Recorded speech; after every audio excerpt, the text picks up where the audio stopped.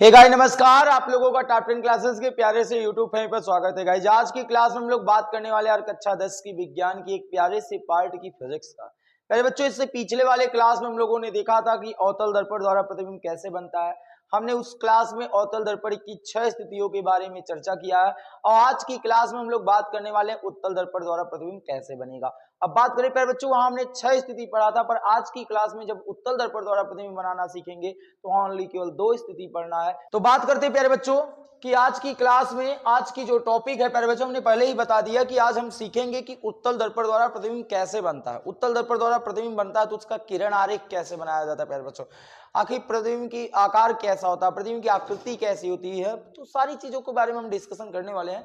तो प्यारे बच्चों, सबसे पहला जो केस है वो ये है कि जब वस्तु उत्तल दर्पण के सामने अनंत पे रखी हो तो उस वस्तु का प्रतिबिंब कैसा बनने। तो प्यारे बच्चों, सबसे पहले आपको बता दिया जाए कि उत्तल दर्पण होता क्या है। तो अगर हम इस दर्पण को अंदर से पॉलिश कर दें, इस दर्पण को अंदर से क्या कर दें, पॉलिश कर दें, तो ये जो दर्पण बनता है प्यारे बच्चों, ये दर्पण कौन सा तैयार हो जाता है, उत्तल दर्पण। कौन सा दर्पण तैयार होता है प्यारे बच्चों, उत्तल दर्पण।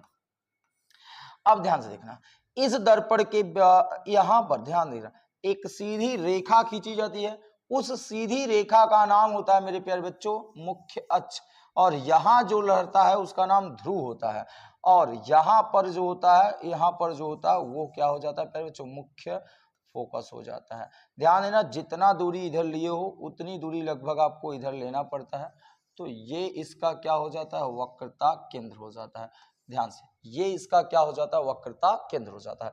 इतनी बातें क्लियर हो गई। ये लाइन मुख्य अक्ष हो गई, इसका थोड़ा सा हम लोग यहां तक कर देते हैं। ठीक, अब कोई दिक्कत बताओ। ये उत्तल दर्पण है प्यारे बच्चों। कैसे जान गए हम उत्तल दर्पण है, क्योंकि ये अंदर से पॉलिश है, बाहर से जो है पॉलिश नहीं है। इसका परावर्तक पृष्ठ बाहर की तरफ है यारो। परावर्तक पृष्ठ अगर बाहर की तरफ होता है तो वो दर्पण उत्तल दर्पण कहलाता है। इस बात को आपको पता होना चाहिए। अब कह रहा है कि इसके सामने वस्तु कहां पर रखी गई है, अनंत पे रखी गई है। कहां पर, अनंत पर। अनंत का मतलब है प्यारे बच्चों कि दर्पण के सामने वो दूरी कोई निश्चित नहीं है, वस्तु कहां पर है कोई भी निश्चित नहीं। तो जस्ट इमेजिन प्यारे बच्चों कि अगर हम इमेजिन करते हैं कि यहां पर कोई वस्तु है, यहां पर कोई क्या है, वस्तु है प्यारे बच्चों। ध्यान से देखना, यहां कोई वस्तु रखी गई है, उस वस्तु का नाम कौन है, ए और क्या है, बी है। ये कोई वस्तु है जो कि अनंत पर है। कहां पर रखा गया प्यारे बच्चों, अनंत दूरी पर। कहां पर रखा गया है, अनंत दूरी पर कोई वस्तु रखी गई है जिसका नाम है ए और बी। अब कहते हैं प्यारे बच्चों कि इस वस्तु का प्रतिबिंब कहां बनेगा, आपको बताओ, किरण आरेख द्वारा समझाओ। तो प्यारे बच्चों, सबसे पहला रूल आप यहां लगाइएगा, केवल इतना ध्यान से समझिएगा कि इमेजिन करना कि यहां से 2 प्रकाश किरणें निकल रही है। इस वस्तु से कि ओनली 2 प्रकाश किरणें निकल रही है। ध्यान से देखना, एक प्रकाश किरण इस प्रकार निकली है प्यारे बच्चों, ध्यान से, और एक प्रकाश किरण ये निकला है। ठीक, दोनों मुख्य अक्ष के समांतर, दोनों मुख्य अक्ष के समांतर ही दर्पण पे पड़ रहा है प्यारे बच्चों। एक बार फिर से, इससे 2 प्रकाश किरणें निकल रही है, दोनों प्रकाश किरणें मुख्य अक्ष के समांतर इस पे पड़ रही है।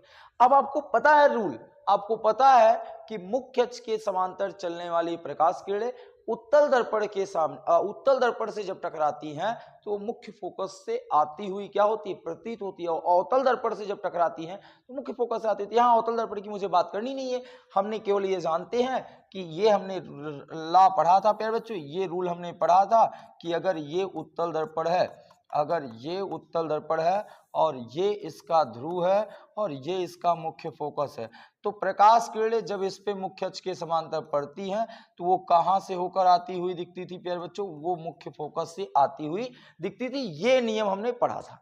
तो प्यारे बच्चों, वही सेम टू सेम डिट्टो वाला नियम हम यहाँ लगाने वाले। देखना, अब ये प्रकाश किरणें जब दर्पण से टकराएंगी ना तो ये तो प्रकाश किरणें इधर लौट जाने वाली है, पर हम लोग इसको पीछे की तरफ बढ़ाते हैं तो ऐसा लगता है कि ये मुख्य फोकस पर जाके मिल रही है। तो ये कहां से आती हुई प्रतीत होती है, मुख्य फोकस से। पहला किरण हो गया। फिर दूसरा, अगर हम जो है ये जो दूसरी प्रकाश किरण प्यारे बच्चों, दूसरी प्रकाश किरण भी इस प्रकार आपका पीछे लौट जाने वाला है। अब आप देखो प्यारे बच्चों, ये दोनों तो आगे तो नहीं मिलने वाले हैं, ये दोनों आगे तो नहीं मिलने वाला प्यारे बच्चों, इस बात को आप याद रखिएगा। तो अब क्या करेंगे कि इस प्रकाश किरण को भी अगर हम पीछे की तरफ बढ़ाएंगे तो ये कहां पर आके मिलेगा, मुख्य फोकस पर। कहां पर मिलने वाला प्यारे बच्चों, मुख्य फोकस। ध्यान से देखना, ये मुख्य फोकस पे आके मिल गई। अब आप बताओ, ये दोनों किरणें तो आगे तो नहीं काटी हैं, ये दोनों प्रकाश किरणें आगे तो नहीं काटी हैं, पर पीछे हमने दर्पण के पीछे इमेजिन किया, दर्पण के पीछे कल्पना किया, तो ये दोनों प्रकाश किरणें मुख्य फोकस पे जाके मिल रही हैं मेरे प्यारे बच्चों। ये कहां पर मिल रही हैं? मुख्य फोकस पे जाके मिल जा रही हैं। वास्तव में तो नहीं मिली हैं, पर मिलती हुई दिख रही हैं, इसलिए इसका प्रतिबिंब, ये जो अनंत पे रखी वस्तु है, इसका जो प्रतिबिंब है वो कहां पर बनता है? मुख्य फोकस पर बनता है। तो सबसे पहले प्यारे बच्चों हम यहाँ पर लिखेंगे कि प्रतिबिंब का निरूपण, प्रतिबिंब का क्या बनाने वाले हैं? निरूपण। प्रतिबिंब बना कैसे, उसकी स्थिति क्या है, क्या नहीं है, तो उसको सबसे पहले तो यहाँ पॉइंट हमने बात करते हैं इसकी स्थिति की। इसकी स्थिति का मतलब होता है मेरे प्यारे बच्चों, साफ शब्दों में आपको बता दें कि स्थिति का मतलब होता है कि प्रतिबिंब बना कहाँ है, पोजीशन की बात बना रहा है। तो बताओ, जब आपने वस्तु को अनंत पे रखा है प्यारे बच्चों, तो प्रतिबिंब कहाँ बना है? मुख्य फोकस पे बना है। तो वहां पहला पॉइंट नोट कर देंगे कि भैया स्थिति जो होगी वो मुख्य फोकस पर होगी। तो लिखेंगे यहाँ प्रतिबिंब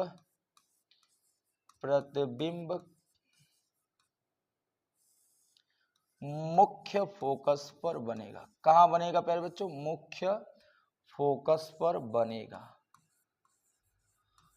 मुख्य फोकस पर बनेगा। इस बात को आपको याद रखना है। बोलो, ये बात आपको याद रखना है कि जो इसकी स्थिति है प्यारे बच्चों, जो प्रतिबिंब है वो कहां बना? मुख्य फोकस पर। अब आपके एग्जाम में स्थिति ही नहीं, आपके एग्जाम में ये भी पूछता है कि बताओ इसकी प्रकृति क्या है। प्रकृति का मतलब है कि वास्तविक उल्टा है या आभासी और सीधा है। तो प्यारे बच्चों आप अच्छे तरीके से जान रहे हो कि ये दोनों प्रकाश किरणें यहाँ वास्तव में नहीं मिल रही हैं। तो वास्तव में नहीं मिल रहे हैं तो वास्तविक तो बनेगा नहीं, तो आभासी बनेगा।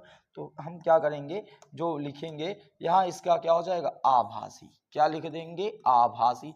अच्छा, जो आभासी होता है वो उल्टा नहीं होता, जो आभासी होगा वो सीधा ही होगा। तो आभासी व क्या? सीधा।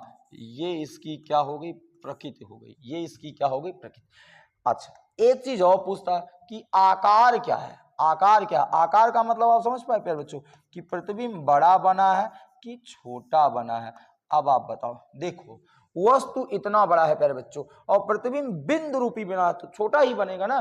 तो आकार में हम क्या लिख देंगे? बिंदु रूपी बनेगा। क्या लिख देंगे? प्रतिबिंब बिंदु रूपी बनेगा। क्या बनने वाला प्यारे बच्चों? प्रतिबिंब बिंदु रूपी बनेगा। बिंदु रूपी बनेगा। बोलो, यहां तक है आपकी क्लियर हो गए? जब वस्तु उत्तल दर्पण के सामने अनंत पे रखा होगा तो उसकी स्थिति मुख्य फोकस पे होगी और प्रकृति आभासी और सीधा होगा, और जो आकार है वो प्रतिबिंब, जो प्रतिबिंब का आकार है वो बिंदु रूपी होगा। तो प्यारे बच्चों ये आपकी पहली स्थिति थी। अब इसकी लास्ट स्थिति की बात करेंगे कि जब वस्तु अनंत और ध्रुव के बीच में हो, चाहे यहां रख दो, चाहे यहां रख दो, चाहे रख, कहीं भी रखो, एक ही स्थिति बनती है। तो आ जाओ प्यारे बच्चों, अब हम क्या करें कि जब वस्तु अनंत और ध्रुव के बीच में हो तब क्या होगा। तो सबसे पहले तो हमारा काम है कि उत्तल दर्पण बनाना। तो इस बार हम लोग क्या बना लेते हैं? एक उत्तल दर्पण बना लेते हैं। ठीक है, ये उत्तल दर्पण हो गए। थोड़े से हम लोग को जो कुछ भाग बढ़ गए हैं उनको इरेज कर लेते हैं। अच्छा, अगर इसको हम अंदर से पॉलिश करेंगे तब ये दर्पण होगा उत्तल। ठीक, बाहर से पॉलिश कर देते तो उत्तल हो जाता। तो ये प्यारे बच्चों उत्तल दर्पण हो गया। ये कौन सा दर्पण हो गया? उत्तल दर्पण हो गया। बोलो, यहां तक तो बात आपकी क्लियर हो जाने चाहिए कि भैया ये उत्तल दर्पण हो गया। अब यहां से एक लाइन खींची जाती है, उस लाइन का नाम होता है मुख्य अक्ष, और यहां होता है ध्रुव, और यहां होता है मेरे प्यारे बच्चों मुख्य फोकस, और यहां जो पॉइंट होता है उस पॉइंट का नाम वक्रता केंद्र होता है। अब आपको याद रखना है कि वस्तु अनंत और ध्रुव के बीच में रखी गई है। कहां रखी गई प्यारे बच्चों? अनंत और ध्रुव के बीच में रखी गई है। तो मान लेते हैं प्यारे बच्चों कि ये लाइन ऐसे आगे यहाँ गई और ये लाइन यहाँ जो पॉइंट है ये पॉइंट क्या है? अनंत है। अब वस्तु अनंत और ध्रुव के बीच में रखी गई, तो रखो वस्तु को भैया, रखो वस्तु अनंत और ध्रुव के बीच में। तो इमेजिन आप यहाँ एक वस्तु यहाँ रख दिए। ठीक प्यारे बच्चों, अब ध्यान से देखना कि ये वस्तु कहाँ रखी गई है? अनंत और ध्रुव के बीच में ये वस्तु रखी गई है। वस्तु का नाम ए और क्या है? बी। वस्तु कहां रखी गई है? अनंत और ध्रुव के बीच में। तो सबसे पहला रूल लगाइएगा प्यारे बच्चों। सबसे पहला रूल क्या कहता है आपका, ध्यान से देखना। कहता है कि मुख्य अक्ष के समांतर, क्या, मुख्य अक्ष के समांतर चलने वाली प्रकाश किरणें, मुख्य अक्ष के समांतर चलने वाली प्रकाश किरणें दर्पण से टकराने के पश्चात, उत्तल दर्पण से टकराने के पश्चात मुख्य फोकस से आती हुई क्या होती है, प्रतीत होती है। कहां से आती हुई प्रतीत होती है प्यारे बच्चों, मुख्य फोकस से आती हुई प्रतीत होती है। कहां से आती हुई प्रतीत होती है, मुख्य फोकस से आती हुई प्रतीत होती है। फिर अब हम यहां से दूसरा नियम लगाएंगे प्यारे बच्चों। दूसरा नियम क्या था कि अगर प्रकाश किरणें वक्रता केंद्र की ओर जा रही हो, वक्रता केंद्र की ओर जा रही हो, तो जिस मार्ग से गई रहती है उसी मार्ग में वापस लौट आती है। तो प्यारे बच्चों दूसरा वाला नियम हम लोग लगाने के लिए तैयार हैं। आ जाओ, ध्यान से देखना, यहां से देखना, ये प्रकाश किरणें यहां से जो हरे कलर की दिख रही है, यह प्रकाश किरण वक्रता केंद्र की ओर जा रही है। ऐसा लग रहा है कि ये प्रकाश किरण वक्रता केंद्र की ओर जाएगी, जा रही है। तो वक्रता केंद्र की ओर जाती हुई प्रतीत होने वाली जो प्रकाश किरणें होती है, वो जिस मार्ग से गई रहती है सेम उसी पुनः उसी मार्ग में वापस क्या होती है, लौट जाती है। तो ये दोनों किरणें मेरे प्यारे बच्चों जहां एक दूसरे को काट रही हैं, जहां एक दूसरे को काट रही हैं, वहीं वस्तु का क्या बन जाएगा, प्रतिबिंब। तो बोलो, जो ये प्रतिबिंब बना है वो प्रतिबिंब ये है प्यारे बच्चों, जो प्रतिबिंब बना है वो ये है, देख रहे हो। तो जो प्रतिबिंब बना है उसका नाम ए डैश और क्या बना है, बी डैश बना, देख रहे हैं। तो जो प्रतिबिंब बना वो ए डैश और क्या बना, बी डैश।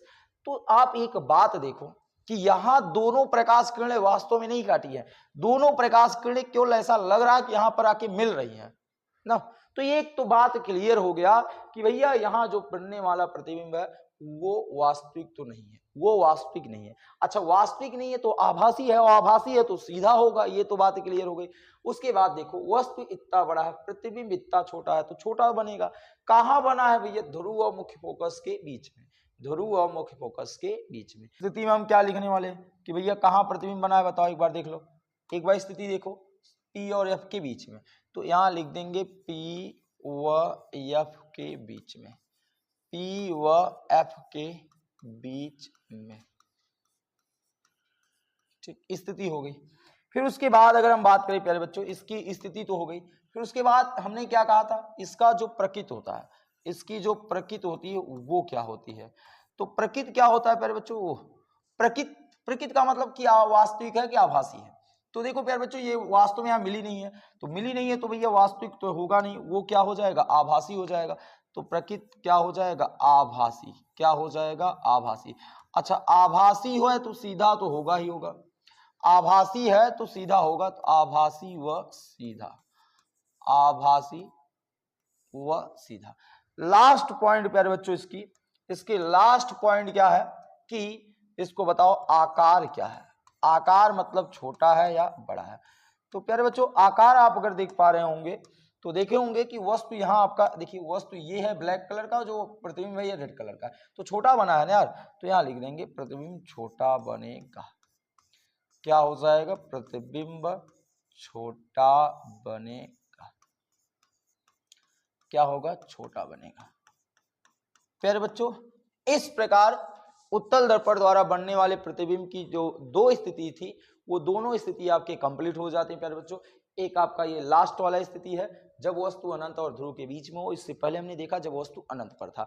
तो मुझे उम्मीद है प्यारे बच्चों कि मैंने जो क्लास में आज जो भी चीजें डिस्कशन किया है वो आपको समझ में आया होगा। यदि आपको कोई भी चीजें नहीं समझ में आया होगा तो प्यारे बच्चों कमेंट सेक्शन में कमेंट जरूर कीजिएगा। यदि आपको समझ में आ जाता है क्लास तो आप उन दोस्तों के पास जरूर शेयर करिएगा जिनको लगता है कि यार फिजिक्स काफी हार्ड होती है, फिजिक्स काफी बोरिंग होती है, उनको एक बार जरूर रूबरू कराइएगा कि हम ये क्लास लेते हैं, देखिए फिजिक्स यहाँ से आसान हो जाती है। तो मिलते हैं आपको नेक्स्ट वीडियो में एक नई टॉपिक के साथ, तब तक के लिए जय हिंद जय Bharat. Thank you all dear student, bye bye.